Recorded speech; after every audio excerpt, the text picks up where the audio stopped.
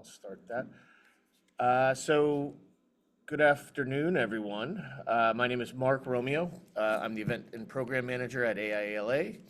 I wanted to welcome everyone to today's seminar with Gary Klein and Christopher Lohr. Just a little bit about Gary Klein and Associates. They provide consulting on sustainability through their international team of affiliates. These gentlemen have been working on the water demand calculator for years. And I'd also like to thank Dave Intner of Southern California Edison for their continued partnership to bring these great seminars to you. You'll receive one learning unit that is HSW approved for the seminar. As Gary had said to some of the folks who attended or are attending, if you have any questions off the bat, you can put them in the chat if you have any questions during the seminar, and then there will be about a 15-minute discussion after for additional questions. As I said, I'll be recording the seminar, and I will put the recording up on the event page along with Gary and Cristof's presentation slides. If you'd like to revisit the seminar, or if you know anyone who wasn't able to join, please direct them to the event page. With that said, I'll turn it over to Gary and Cristof. Gentlemen. Thank you, Mark. Appreciate the time and the help here. So for those of you who've just arrived, there are two kinds of questions we will take today. Clarifying questions, as in, I don't understand what you just said on slide 3. And there are exploratory questions, which, we'll hold till the end. But if you have a clarifying question or any question, put it in the chat. We have people, either Cristof or Steffi or myself, will be watching the chats. And we'll do our best to handle clarifying questions as they come up, and exploratory questions we will cover in the end of the discussion. As we asked while you were joining, we know what we plan to talk about today. What are you hoping we cover today? Put that in the chat and we'll pay attention to it. All right, with that, let's get started. I'm going to switch to presentation mode, make sure it's all working right. Mark, it's good? Thank you. Let's get started. So here's the title. We're going to talk about right sizing with the water demand calculator. It's got lots of benefits. It's good for projects, and we'll talk about how and why and how it got here. Here are the learning objectives. Differentiate conditions between the two methods that are used. Describe savings and cost, water, energy, carbon, etc. Summarize the public health and safety risk benefits. And locate instructional resources for you to use later on. And we'll cover all of those today. Before we go into the details, I thought you'd like to see a recent project that we're doing a case study on, because it's so representative of the kinds of savings we see in project and the benefits to the clients. So Nueva Esperanza is a development project for affordable housing in Hillsboro, Oregon. It was completed in 2023. They're not quite at a full year of occupancy throughout the whole project. 150 units in 12 different buildings on a single parcel. One main water meter for the whole parcel. You can see the architectural and engineering firms and what it's sort of expected to look like when they're finished here. They applied the water demand calculator to the piping in the buildings and on the site. And as they worked through the logic, they figured out they didn't need a 4-inch meter, which is what the water supply fixture unit method that they used last year would have done. And so they applied for a reduced system development charge, and the utility said some version of, you want to do what? And so they went through and did all of the math, and what they were able to do is shown on the next page. They only needed a 2-inch meter based on the right sizing from the water demand calculator. And that resulted in almost a $400,000 first cost savings for the project. And that's over $2,500 per dwelling unit. That helps make affordable housing affordable. That's in addition to the savings that you get inside the building by right sizing all the piping and all the stuff on the site. So there's huge potential upside wins for this. And the question some of you will ask is, will the pipes work right? And that's part of the job of sizing. You have to make sure there's enough residual pressure everywhere on the project for it to work.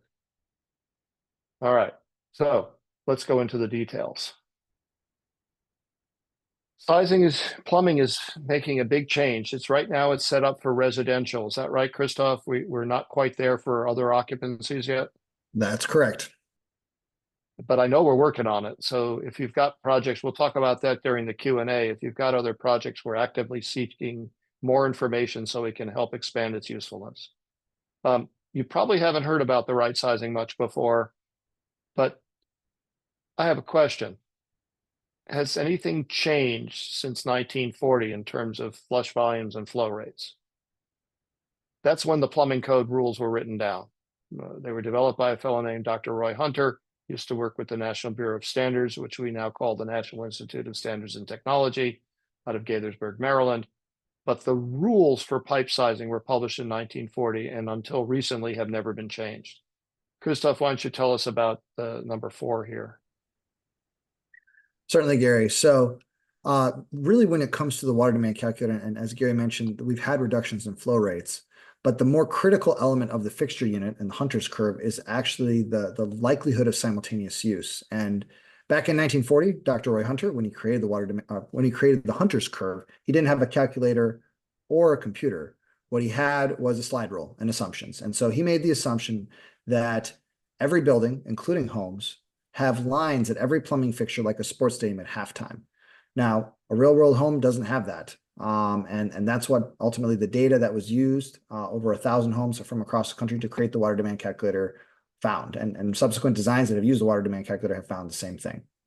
Anything else you want me to add on that, Gary? No, that's great. This is the origin of the problem. Here's the next piece. Look, reducing the volume of water in the piping has many benefits. Volume is a combination of distance and diameter. Architects are responsible for the distance between mechanical rooms and the wet rooms, meaning the bathrooms, laundry rooms, kitchens, etc. And once you've put the distances on paper, the plumbing professionals have no choice but to connect everything so they don't leak, supply and waste. Today, we're going to discuss the benefits of right-sizing the diameter of the piping using the water demand calculator.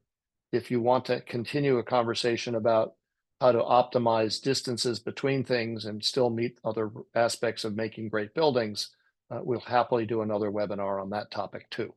But today, it's about the diameter of the pipe. So here's what's happened just since 1980. Fixture flow rates have reduced by more than 50% for the things we're talking about in our buildings that are applicable to the water demand calculator. Those are huge reductions. Okay. And so the probability of simultaneous use is significantly lower than previously assumed, as Cristof pointed out. I don't willingly stand in line for any plumbing fixture in my house. And I think most of us don't much anymore at all. And so this is for residential applications. At present, it's not for office buildings or sports stadiums. We're working on that. But right now for residential applications, that's single family dwellings attached and detached. That for those of you who do the code work, that's IRC occupancies. So 1 and 2 family dwelling units, 1 and 2 family dwellings and townhouses. And it covers apartment buildings or multifamily, where we're talking about both the plumbing in the unit and the plumbing in the building. And as you saw earlier with Nueva Esperanza, the plumbing from the service entrance to the site all the way to the last fixture. All right, more on the water demand calculator. Let's go show you how it works. So it's a spreadsheet. And as shown here, it's for Mac OS. It's on a PC version as well. Sorry, what is that? The other operating system. And you can toggle between single family and multifamily buildings. And if you're going to do an apartment building, you put in the number of apartments. You show how many apartments are in the calculation. You can adjust it by riser. Cristof will get into that a little bit later. And then you pretty much put in all the fixtures that you've got of each type. You put in the flow rates that they have, and you can go no higher than the flow rates in the final column here, the 4th column. And then you press run. And that gives you the number of fixtures in your calculation. And most importantly, it tells you that you've got 26 gallons per minute, 26.5 gallons per minute. And it suggests that for this building, it's unlikely that there will be zero demand very much for the whole building. That's what the probabilities functions say. But based on our experience, 2 o'clock in the morning has very little flow rate at all. And so there are many hours when the probability of demand is higher than zero. And so it's also telling us that there's only about 4 fixtures operating simultaneously during this full peak. And based on those numbers, we can estimate what they're going to be. Okay. So that's the slide. That's how it works. It's a downloadable calculator from the IAPMA website. And then here's some examples. The top graph here is the water conversion between water supply fixture units and gallons per minute. That's the curve. It comes out of the appendix for the Uniform Plumbing Code. It's the same for the California Plumbing Code. For those of you that work in IPC jurisdictions, these two lines are very similar between the two jurisdictions, this conversion factor. Now, notice the little black dots. They're crawling along the x-axis. They're not close to the conversion line. It tells you that the code is over predicting the peak by a rather large amount. The peak is at the 99th percentile, so is what the code says. Now let's look at this portion of the graph down on the lower left. You can now read the letters in the black dots, and they're still nowhere close to the red line. Apartment sizes range from 8 to 384 units, and you can see the ratios. So this graph has all 22 apartment buildings that we've plotted on it. And you can see that the black dots are low. And except for this one building out here up in Seattle, the flow rates are low. All of them are measured lower than 20 gallons a minute. Water demand calculator predicts the blue lollipops. What the WSFU method predicts the red lollipops, and some of them are so far up they're off the chart. The water demand calculator provides a safety margin of 2 to 6 times what's measured in the multifamily buildings that we actually measured. The factor of 2 to 4 is a pretty good number to work with. Structural engineering is 100% safety factor. 2 to 1 is considered excessively demanding for your structures. Even in California, you have to make sure of earthquake stuff, right? But we don't oversize the structure by a factor of 10 times, which is what we're doing with the water demand calculator, with the WSFU method. This table shows you the summary of how we gathered the data. It tells you what the relative sizes are and how we got to the 5x and 2x. And here's a report that summarizes it all. I'll hold on a second so you can grab this QR code. It'll take you to a report that we did to support the adoption of the water demand calculator into the state of California. And Cristof will point out that took effect earlier this year. All right, I'm going to switch to Cristof. It's all yours. Sounds good. Thank you, Gary. So when you look at the benefits of right sizing, what the science is now showing is that there's a number of benefits in many regards. First off is construction cost savings, just due to smaller pipes, less pipe insulation, smaller water heaters, and reduced water service entrance, and then the associated impact fees and everything else. The next benefit is ongoing cost savings as well. One of the things that the Alliance for Water Efficiency did in a water meter reduction study that they did, they actually showed that oftentimes the impact fees for larger meters are also increased. And so if a meter is right size, you're going to have lower ongoing costs because the rates are actually lower. When we start switching to the water and energy benefits, though, one of the biggest ones is you have a faster delivery of hot water to the occupants of the building. And that occurs because a smaller pipe has less water that it has to displace. You also have, as a result of that, water and embedded energy savings. Your hot water heater doesn't have to create as much hot water to produce in order for water to get delivered at the desired temperature to the shower. And also you have less water that is coming to that shower in that case. And there's also additional energy savings due to decreased heat loss in hot water distribution systems.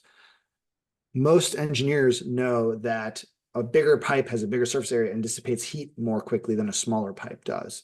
And so when you reduce that pipe size, you're going to have that energy savings. And additionally, all of those smaller pipes lead to reduced carbon emissions, not only to embodied carbon, but also due to operational carbon because you're seeing energy efficiency increases. And finally, there is a reduced risk to public health and safety. So improved public health and safety because of an improvement of water quality. One of the things that we're starting to understand better and better in the realm of plumbing design is that water age is not a good thing. Some countries like Germany say water that's older than 72 hours is not considered potable. We don't have those kind of regulations here in the US, but what we do know is that when water sits in a piping system for an abnormal amount of time, the disinfectants like chlorine and chloramine dissipate. And so you could end up with no chlorine and then the ability for waterborne pathogens such as Legionella to proliferate and amplify. So reducing the amount of total volume of water stored in the building and by delivering that water more efficiently does have the potential to improve water quality by reducing water age. Next slide, please.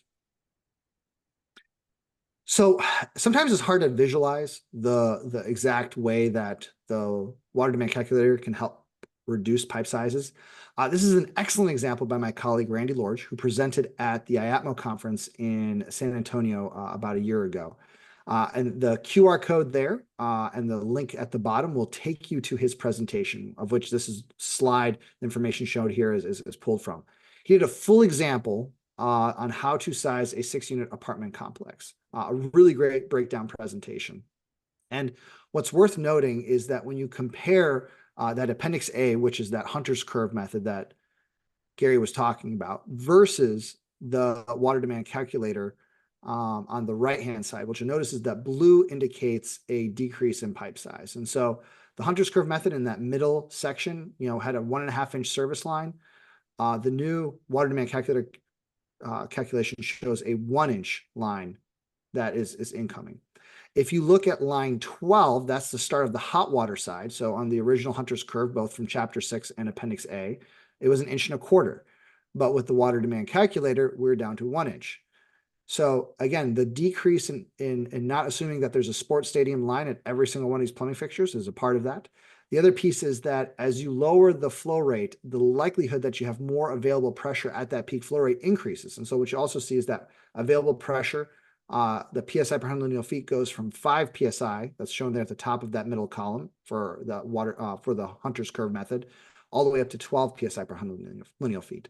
So again, we're getting more accurate, and that allows us to tighten up the design quite a bit, with still a very healthy safety factor of at least 2x in these cases. Next slide, please. So some of the results. So as we mentioned before in the summary, construction cost savings is one of the results. So for a 4-story, 92-unit multifamily building that saw $6,000 in savings on pipes, $6,000 in savings for fittings, valves, and hangers, $30,000 in savings on water heaters, and a range of $16,000 to $68,000 in savings for the water service connection fee for a smaller water meter. There was a total cost savings of between $58,000 to $110,000 for this 4-story, 92-unit multifamily building. So again, what that breaks down into is about $600 to $1,200 per dwelling unit. And that's what we're seeing on average for many of the other buildings that are using the water demand calculator currently. Next slide, please.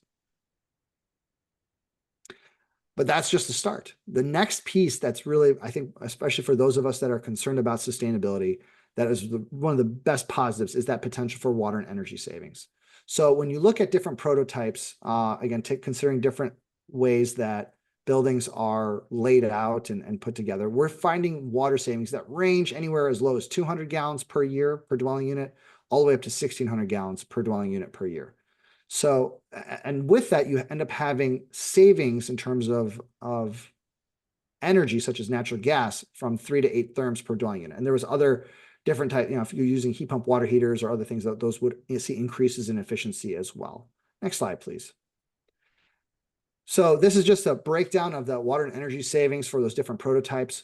What you'll notice, and I'm really focusing on some of those green rows there in those cells, you'll see that the ranges again go from 200 all the way up to 1,600, and that in those the ARP report, there was 3 buildings. And one of the big differences was we had the shower that was located as the most remote fixture. And then for one of the 45 unit examples, it was the kitchen sink. And this goes back to the point that Gary was making earlier on, which is there is an impact on how the building is laid out. You all as architects do have an impact on how much water is used in the building. The further spread out that fixtures are, or if a certain fixture like a kitchen sink, which may be used more often and may have a higher hot water requirement, or it could be a different fixture in this case. In this case, this was the assumptions that we used for that particular study. But that can cause your hot water usage to go up and increase your energy usage. So this is why I want to kind of worth noting on a kind of an off topic, the Water Efficiency and Sanitation Standard, the new 2023 document, actually has a provision in there that talks about reducing the percent of square footage of a building that has hot water piping into it, a hot water square footage. So it goes right to the point of what Gary was saying. So this is another area that is going to definitely have further study here in the future years. Next slide. So Cristof, I want to go ahead, build on Gary. that a second. Yeah. Where did we get the savings from? So I'm going to answer that question a little bit. You've talked about it. We wanted to be conservative in the estimates of water and energy savings so that we don't want to confuse anybody by over guessing what might happen. And so we limited to the analysis of water savings for the 2 most commonly used fixtures: the shower or in the owner's suite or the primary suite, and the kitchen faucet. Cristof and I and others have had this conversation ongoing for several years. It appears to us that sink use is too short in most cases for hot water to actually reach it. So people use whatever temperature comes out for rinsing things, rinsing their hands, rinsing a piece of fruit, a dish, whatever it might be.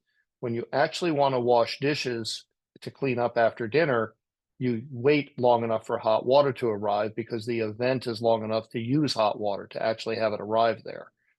The same is true for showering. Most adults are unwilling to get in cold showers very often, so they wait for the hot water to arrive. And so those are the 2 locations we picked for estimating water savings and the associated energy savings from it. Okay, those are the only ones. And as Cristof pointed out, the decision as to which one is closer to the source of hot water, the water heater or the recirc loop in the building, is made by the architects. That's where the layout comes in. And that layout can dramatically affect the water and energy waste while waiting for hot water to arrive. One last point, I don't know, we didn't really discuss it much. The amount of water it takes for hot water to arrive at a fixture is roughly twice the volume of what's in the pipe from the fixture to the water heater or the recirc loop. We've measured that in thousands of cases in research that was done for the state of California's Energy Commission. We've replicated that experiment hundreds of times in other places.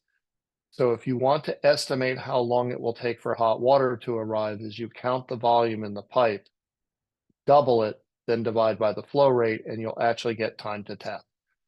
And so this impact of distance is a huge lever on water energy waste and therefore savings. Sorry, go ahead, Cristof. I know we want to move to the next slide. No, and just one last point, Gary, and I think this is a really worthwhile one to just stay on here and touch on for a minute, since I think we're doing pretty well on time. The numbers, at least in the ARP report, and I think in the other reports as well, that's only accounting for 100% of the volume. So not that 2x that Gary was talking on. So some of these numbers could actually be slightly conservative, or if not very conservative, in the sense that the water savings could be much more. To try to put it in a picture format, before we move on to the next slide, what 500 gallons of water looks like is like an outdoor hot tub, like a jacuzzi style. And so if you think about, that's how much water we could potentially save by right sizing and being more efficient overall with our hot water system delivery, especially in our single family homes, but also in apartments. So especially as we're building a lot, especially in the western parts of the US, this is definitely a key item here. Thank you, Gary. Yeah, and we notice that the savings are defined as per dwelling unit, not per building. We've got them both. That's a lot of water. And as Cristof pointed out, it's an underestimate twice we're not counting all potential. We're not counting properly the extra volume that runs down the drain. All right, carbon. Thanks, Gary. So, when we start trying to put numbers to this in terms of what other savings are out there, obviously carbon savings is a big one.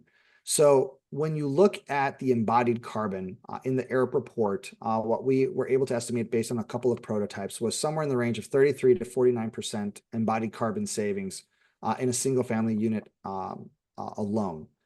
But then you have to start thinking about the other savings that come from the operational side in terms of carbon savings.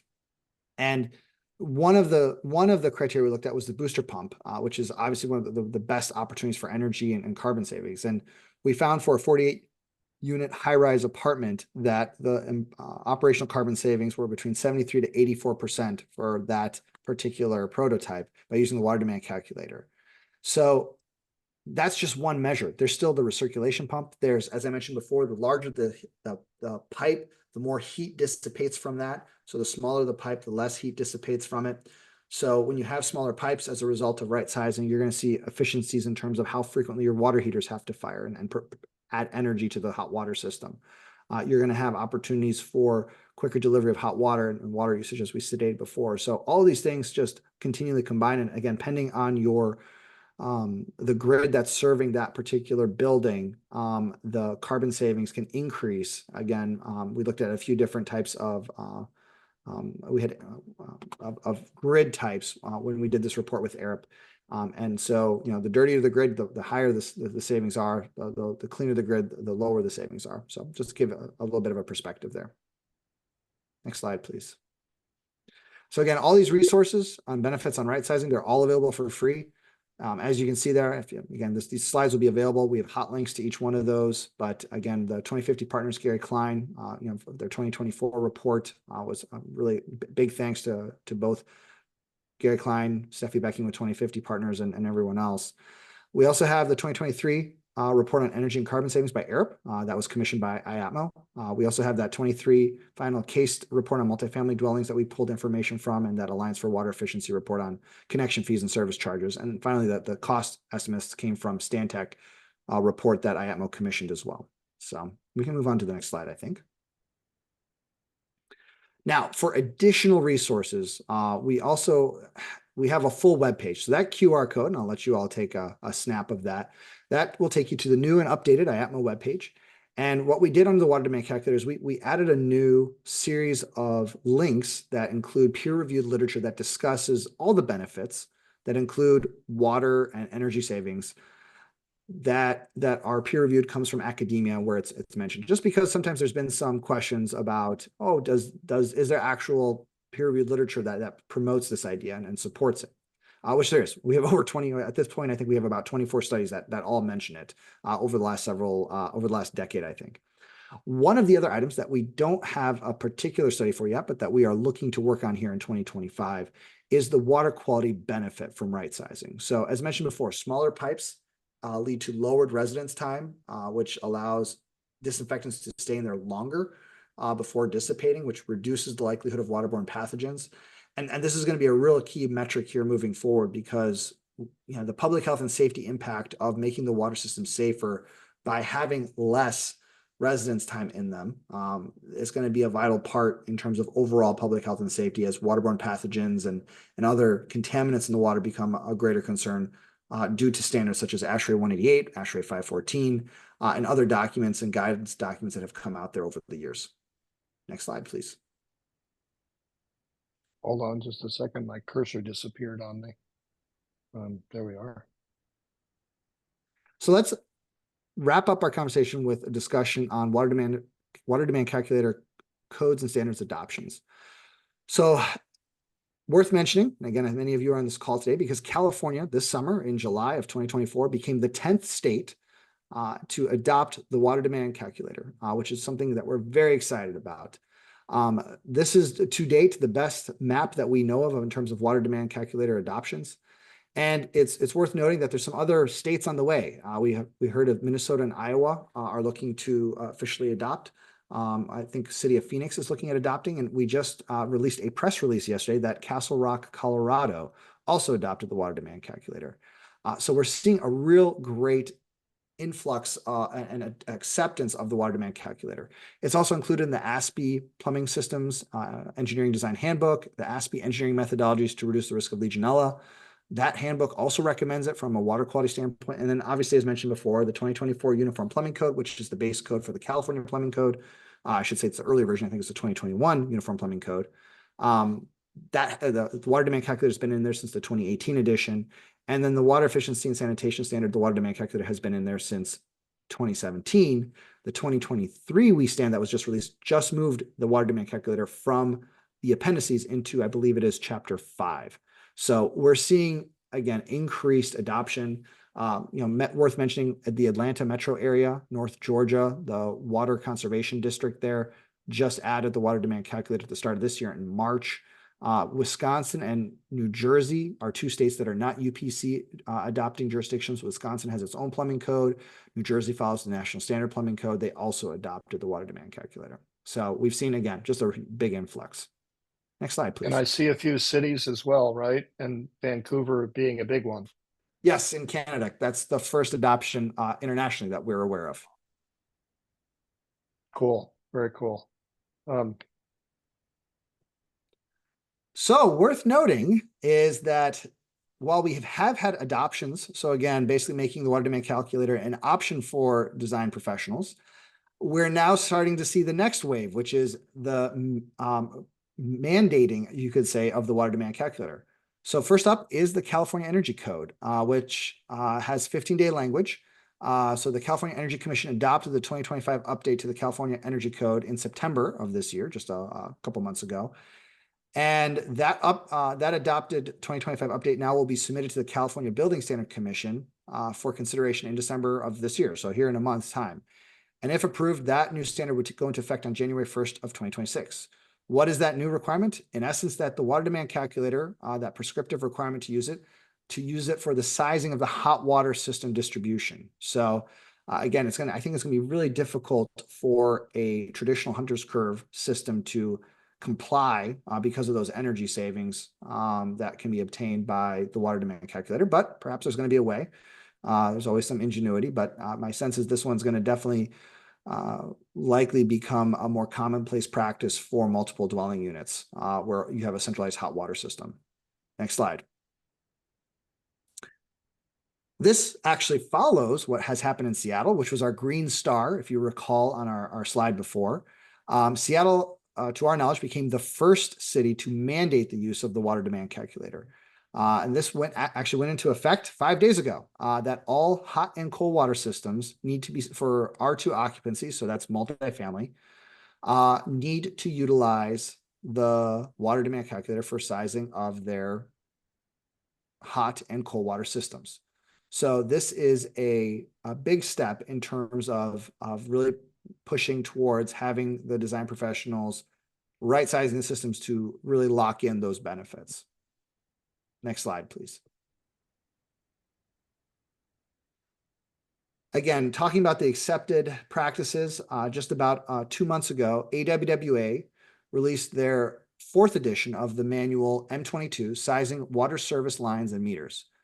And in that manual, one of the big updates was the recommended use of the water demand calculator for estimating peak water demands in residential buildings. Again, the big reason for that being is that oversized meters, because all water meters have a minimum flow rate to them, and the larger the water meter, the higher the minimum flow rate. And so if you have a single sink running on a 1.5 or 2 inch meter, it might not, especially if it's like a lavatory that's at half GPM or less, that water meter may not even measure that. So those oversized meters can result in a lot of lost revenue because of inaccurate registration at low flows. So one of the big reasons, this Water Research Foundation study, that the image you can see there on the right, assessing water demand patterns to improve sizing of water meters and service lines, what we're actually finding is the ability to get everybody in a more fair and equitable water market, if you will, by lowering the initial cost of impact fees and lower rates for the building owner, but the water utility actually being able to capture true usage because of the water meters being right sized. So again, another potential win-win situation. Next slide, please. Yeah, Cristof, if I remember from our discussions with the water meter folks, is that flow rates under a gallon a minute are hard to see in a 4-inch meter.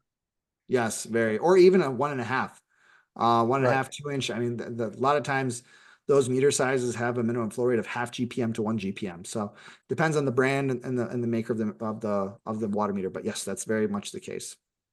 So in California, because we require lowish flow rates compared to the rest of the country, we're already in the situation where right sizing the meters is beneficial to the utilities, to make sure that they capture the revenue that they're expecting to capture and they're properly, accurately billing their clients.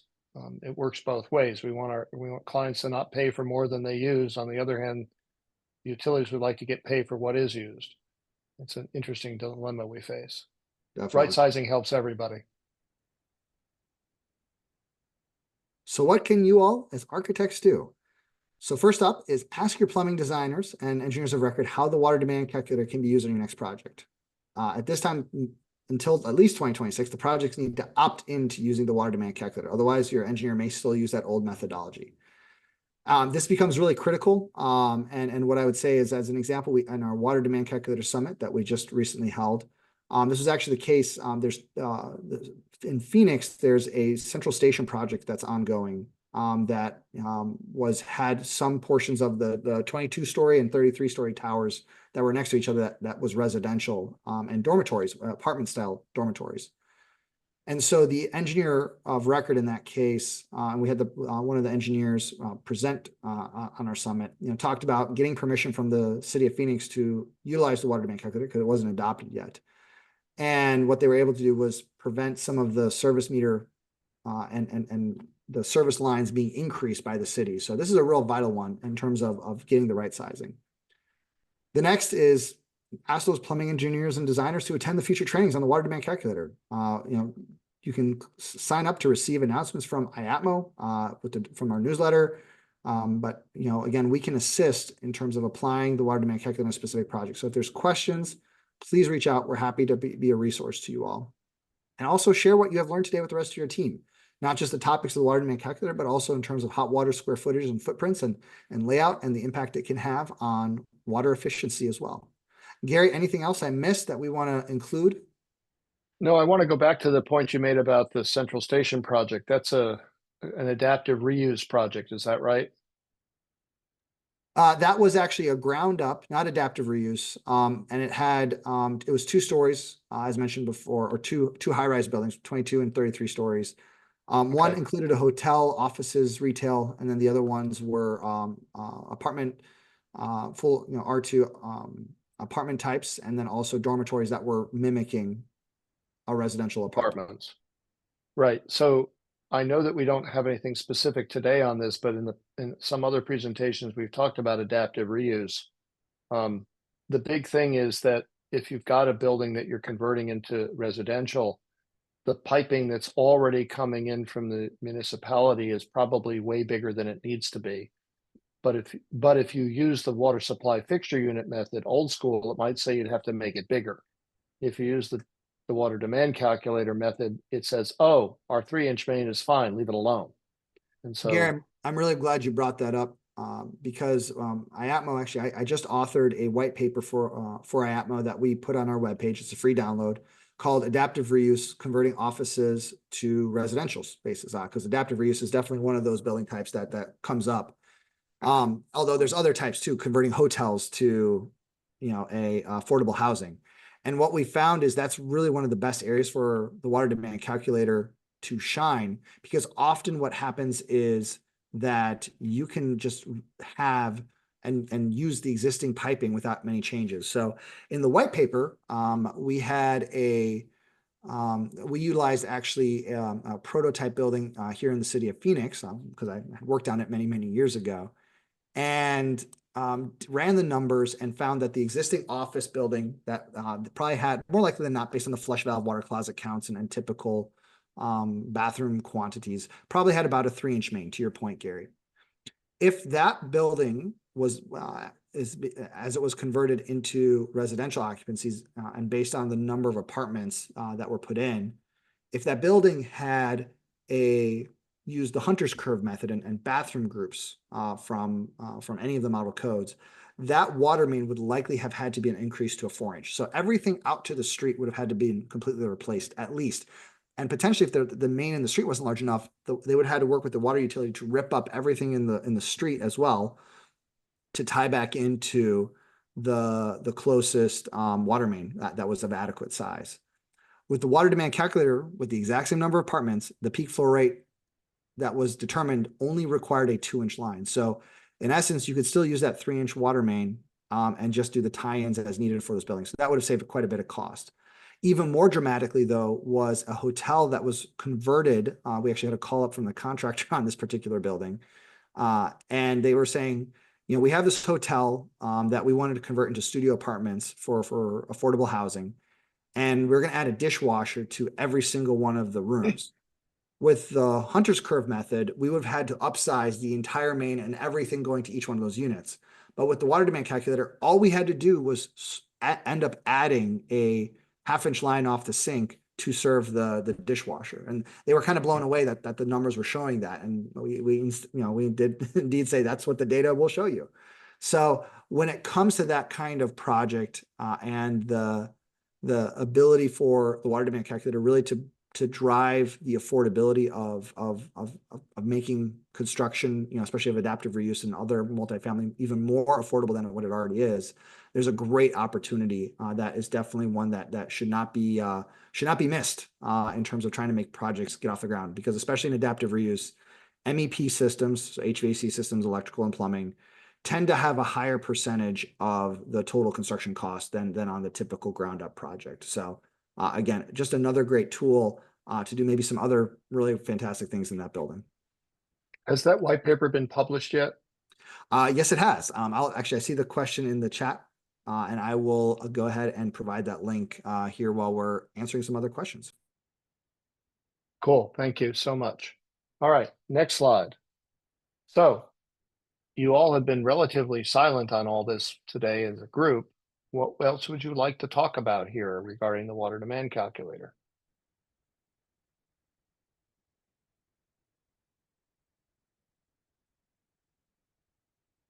Crickets. We have crickets. All right. Steffi, if you're still online, I guess this group might want to get a link to the New York Times article that came out this past weekend. Yes, I'll. Cristof and I and others were interviewed by the New York Times writer, and they published what in the real estate section on Sunday? Is that right? That is correct. So it was Maggie carried The us. righties. Yeah. Carried us, yep, with she's a freelance writer out of Chicago, but she picked up the story and wrote on in the New York Times, and that was released on this weekend's edition of the New York Times in the real estate section. Cool. So those of you who are readers, you can go read all about it.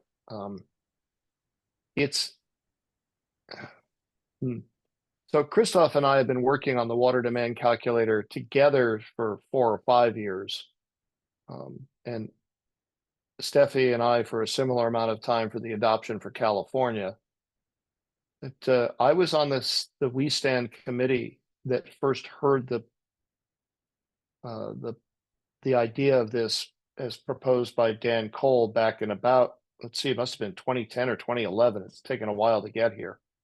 And so Dan is sort of a historian of Roy Hunter. He really got interested in this whole process of right sizing because he used to be a plumbing inspector and wondered the same things. Why does the pipe to the street have to be bigger because you added a toilet?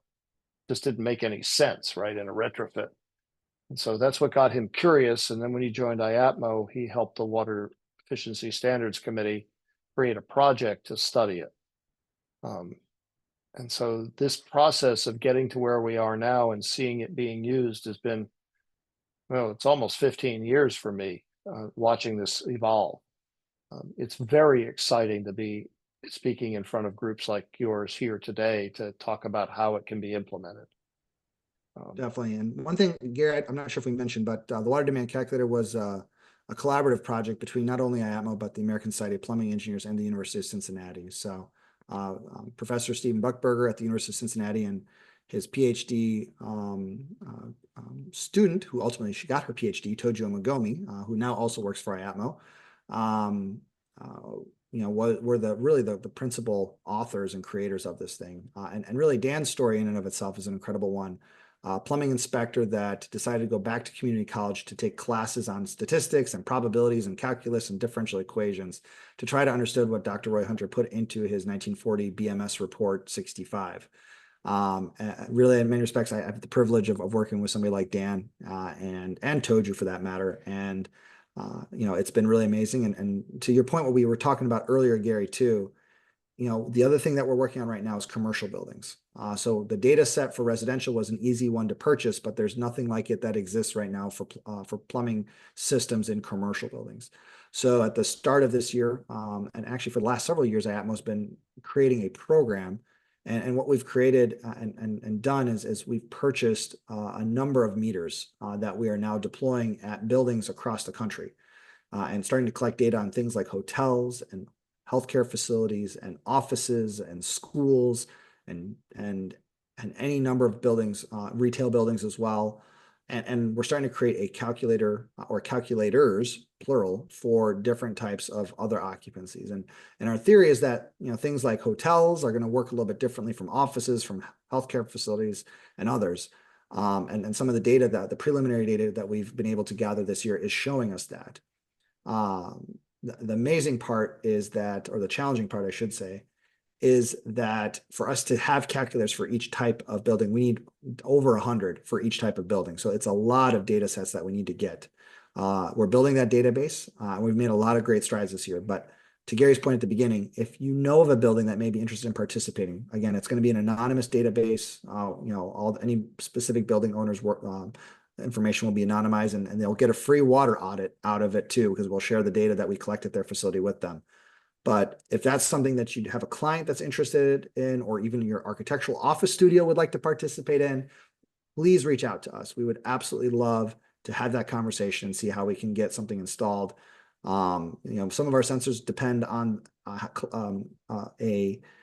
having the right type of water meter to install them, but we do have some ultrasonics as well. So that's another thing that's up for future as well. And hopefully here, not too far in the future, we're going to have calculators for all these different other building types to have these same kind of water, energy, construction costs, and otherwise savings. Yeah, so Cristof, it occurs to me when you're talking here that we ought to take what we've gathered about other buildings and compare the measured peak flow rates to the WSFU calculation for that building to compare to the WDC calculation for that building. And we should plot them all on one big graph with all the multifamily stuff. And we should just start to differentiate each type. And it'd be fun to look at the whole graph and say, here's all of them. Here's what we've got so far. And look, they're similar, but they are different. And let's start categorizing them and start showing them slightly differently. We can do this. Yep. And we're starting to do some of that already. So some of the buildings we're already, like an office, we're finding for certain office sizes, at least a 2-to-1 peak flow rate differential. It's very similar to the water demand calculator. So in hotels, interestingly enough, from the few hotels that we have, we're finding that the hotels tend to operate like a single family home as opposed to a multifamily. In part because what we think is the check-in and check-out time kind of puts everybody on the same schedule. So it's going to be very interesting to see what the future holds. A very exciting time to be involved in all of this. So I have a story for you about the apartment buildings. One of our friends and colleagues, Carl Hiller, had a project for ASHRAE a few years back where he was measuring hot water use in 2 different hotels. One was a conference hotel where they serve breakfast, lunch, and dinner and have conference meetings, and they serve it on plates that they have to wash. So they have lots of plates and dishes and silverware, and they have linen service and all that stuff. And the other hotel was a hotel along a freeway where they serve breakfast on paper plates and they don't do much in the way of conference work at all, right? So everyone's up and out. Let's assume both hotels had 100 units, 100 rooms in them each. They didn't, but for this math, it's easier to do. How many showers are operating at the same time on the peakiest hour of the peakiest day of each of their years? That means every room is fully occupied and more than 2 people per room. What do you think? How many showers are operating at the same time? Anyone on the call want to guess before Cristof gives his guess? He knows too much. I think I'll save my guess. I'll let you go, Gary. Sure. I see it, someone in the chat. I see 2 showers operating at the same time. Okay, anyone will go with more than 2? 100-unit hotel. I hear 20. Anybody else? Anyone want to guess 50, 60, 70? You can say, no, I don't want to do that. You know too much already, by the way. All right, we've got a couple of answers. Cristof, what do you think? Oh, you're gonna put me on the spot. I guess I would probably guess out of 100-unit, probably like in the range of 5. Probably would be my guess. Okay, and so unfortunately, you know too much. You've worked on the water demand calculator already for a while, and you know that the flow rates are way overestimated by the code. It turns out that for both buildings, it was 12 to 15 showers were operating at the same time. It didn't matter whether it was on the freeway or for a conference. And part of the why so few, right? Well, two is an even lower estimate, Kyle, but it's in the ballpark. Why so few? Well, Cristof, you're in the Phoenix time zone and I'm in the California one, and we have friends who work on the East Coast. And when we travel, we're traveling from our time zone to other places. So while we all have a meeting at 8 a.m., we don't all get up at 5 minutes to 8 to get there on time. And so there's variation in our timing for things. That means there's relatively little overlap, even when we all have to be at the same event at the same time. It's much lower, even though that its patterns are based on the schedules of when you get in and out of the rooms and all that stuff. There's much less overlap than anyone would estimate, which is fascinating. We really have to learn more about different occupancies so we can better take it into account. All right. I want to go back to compactness for a bit because we have a little time here to talk. We've talked about right sizing the piping, right, Cristof? What about space between things? You and I worked together on the Facilities Guideline Institute's last cycle, which is effectively the building code for healthcare, right? Yep. And one of the things that I noticed when we were looking through the list of fixtures is there's an awful lot of sinks in healthcare facilities. You know, I've been to my doctor's office more times than I care to count in the last decade, but I don't think I've seen him use the sink in the examination room, I don't know, once in 10 years. But we had to put it there because the code said so, right?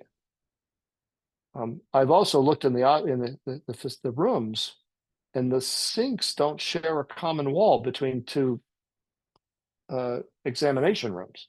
They're spaced apart door to door distance, if you will. What if we group them? Wouldn't that make a difference?